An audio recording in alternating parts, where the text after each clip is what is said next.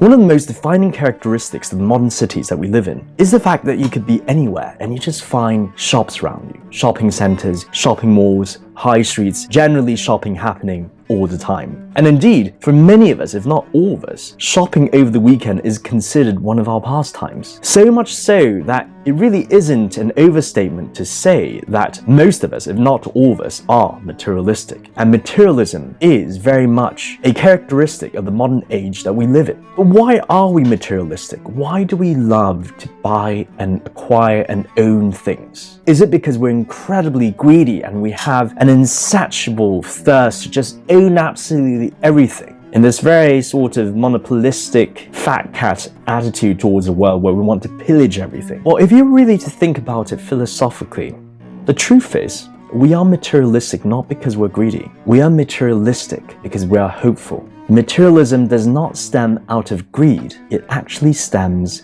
out of faith. Now take a moment to consider this. We might want to buy, let's say, a diamond ring because we are hopeful that by doing so, we might realize our love. It might lead to a sustained relationship with somebody we love. We buy clothes, not because we're greedy, we buy clothes because we are hopeful that if we were to have a certain clothing and if we were to dress a certain way, we might be able to transform ourselves, perhaps become socially desirable, as the ads would lead us to believe. We might buy a certain soft drink because we're hopeful, as we've seen in the ads, that if we were to buy it, we might be more capable at performing at sports, or perhaps have a better time socially speaking with people around us, lead to more friends. It has always been about faith and hope. Every material aspirations that we've had has always been about the potential social impact it might directly have in helping us realize our own social ideals and values. And in that sense, if you were to think about it like that and realize this, you start to realize that materialism isn't actually a product or plague of modern society and modern capitalism alone. Materialism has a root that extends way beyond that. In fact, if you were to look into anthropology, many of the studies done on the African tribes, especially in the Congo Basin, many tribes for centuries, they've actually been very materialistic. For example, the Bakongo tribe has for centuries collected, traded, and more or less aspired to wooden objects known as fetishes. They generally look like tiny humans sculpted in wood. And although they might look quite rudimentary, they've always been very valuable and traded for a very high sum. It has always been an aspirational purchase for many of the tribespeople. And the reason why it's so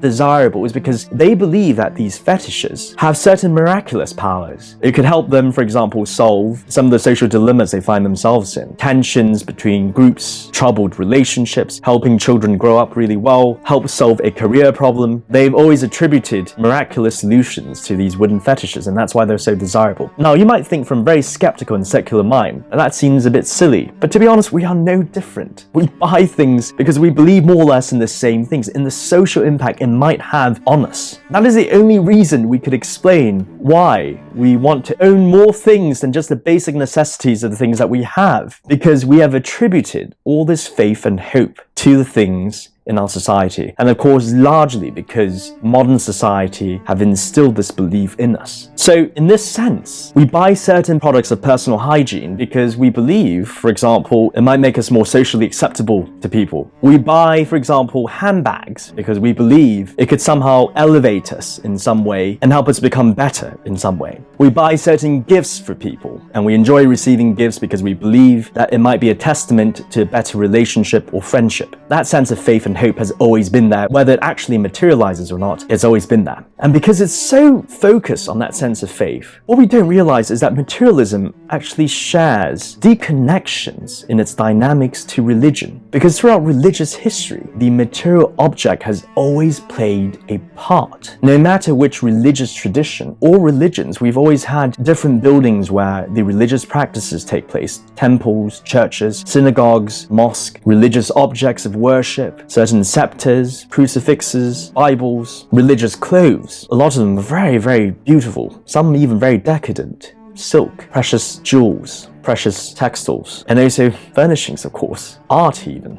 The material object has always been there. And why the material object has always served religion so well is because it can help instill these faith and these beliefs of hope that are being conveyed by any certain religion in a way that you can't ordinarily do. For example, in Zen Buddhism, the Zen monks actually meditate with a certain type of bow known as a Zen meditating bow. Now, this bow isn't very ornate. It's actually quite simple looking, made out of ceramics and clay, and it actually looks quite rudimentary. But the rudimentary aspect of the bow, its simplicity, actually conveys the belief of Zen that we should strive to be simplistic in life against the chaos that's happening in life. And the bows themselves are actually often imperfect in the way they've actually been sculpted, and again denoting the belief in Zen that life is full of imperfections. By actually using these objects, the religious practitioners of Zen can really instill these specific attitudes and very important idealistic beliefs in its practitioners through these objects, in the way that you could not do purely by oral tradition. In the same sense, in the Christian tradition, you might have the story of nativity, dioramas of the birth of Jesus, and that can really help you contextualize and really even empathize and sympathize with the core story that's being told than if you were just to read the Bible itself. In the same sense, if you were to see the crucifixes and perhaps even the paintings and the glasswork in churches, it can really convey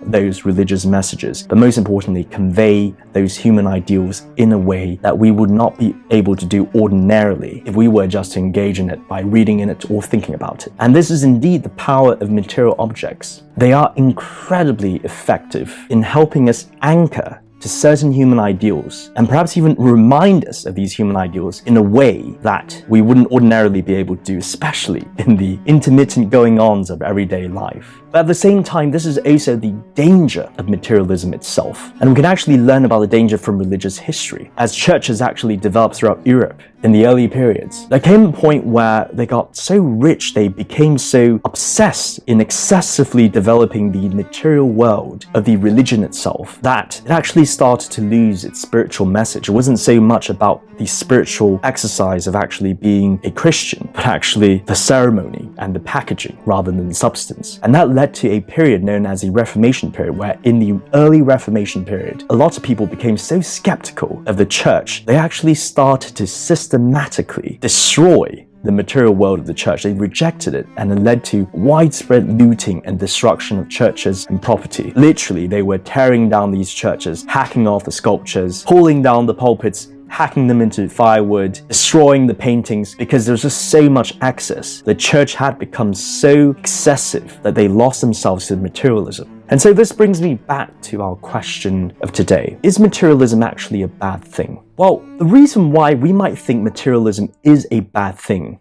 is because modernity and modern society did not actually prepare us for materialism. Most of the materialism that's happening today is happening in a secular context, certainly not a religious context. And of course, society is creating and dictating many of the faith that we attach to certain objects that exist. And we become so enamored by these ideals that we actually stop to realize that perhaps actual growth and the actual realization of the human ideals that we aspire for in our life does not just come from these objects alone. In other words, buying things will not make you happy. And when you become so bought into the faith and hope offered by material objects, you start to be incapable of realizing that that is actually hindering you from realizing the actual ideals that are being sought. In the same sense that we saw with the iconoclastic period in the early Reformation, where people overthrew the church, there's a sense of excessiveness. And of course, we were never taught how to actually think about it. A lot of us were not even aware this is actually what's driving us to aspire to the material objects in our life. But that is not to say that modern materialism is inherently bad, because as we've seen in a very short discussion this evening, material objects can be very effective in instilling hope and faith, and certainly inspiring certain human ideals in us. For example, a certain kind of chair might make us feel that we're capable of being more introspective, and therefore when we buy it, we actually do try to be more introspective. A certain, let's say, environment might actually spur you to engage in a certain hobby and activity that you wouldn't necessarily consider or do. A certain clothing might give a woman confidence in actually challenging her own social insecurities and believing that she's capable of being much better.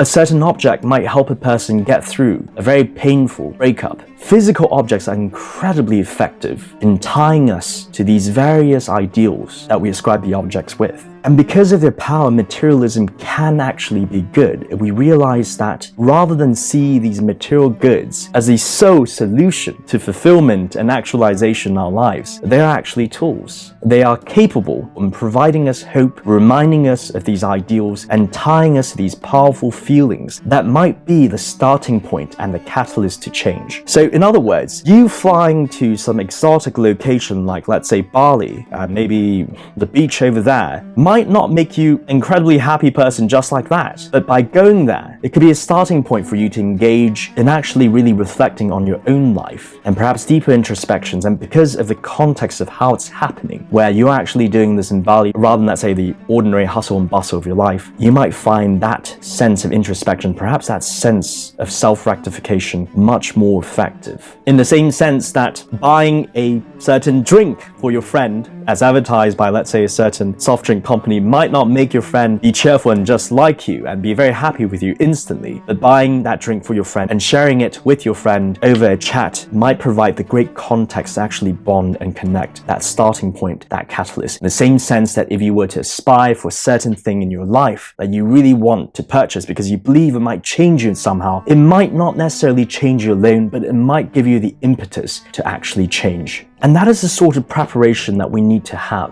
What I'm trying to say is that materialism is very much a part of who we are. It's been with us since time immemorial. And if you were to study history and anthropology, you'd see it's a very human feature. We've always had a long-standing, a very close relationship to objects. It's always served quite a useful tool as a tool of hope and faith. But the problem lies in the context of modern times when we're actually encouraged to believe that these objects have greater effect than they ever can, which in turn creates this misleading idea that somehow they are the miraculous solutions to realizing our own human ideals. They certainly cannot do that. You cannot buy long-lasting happiness without doing anything about it, because there's always the human element that we can never avoid. But it certainly is very, very effective in spurring us in actually considering and tackling our own human ideals. Throughout history, the vicinity and the form of how these things actually happen, of how this activity actually happens, has always been very important to us. By having these material objects and the values they refer to, we might be able to tie ourselves to these ideals that we're truly after, especially in the very chaotic and intermittent developing world of ours where we're constantly being barraged by everything. Can actually anchor us to grow in a more stable, resilient, and truly mindful way. It might actually spur these attitudes in us and provide us the context to do so. It can be immensely valuable to our state of mind in that sense. It can be a great catalyst for change, certainly so, and really discovering our own deeper ideals. But it certainly cannot be the change itself, rather a tool towards our own evolution. So we should not decry or really overly celebrate the modern material life that we have. Rather, we should ensure that the objects that we do truly aspire to and ultimately we do procure and invest in are those that truly reflect us and really stand to be the most effective in helping us actualize ourselves.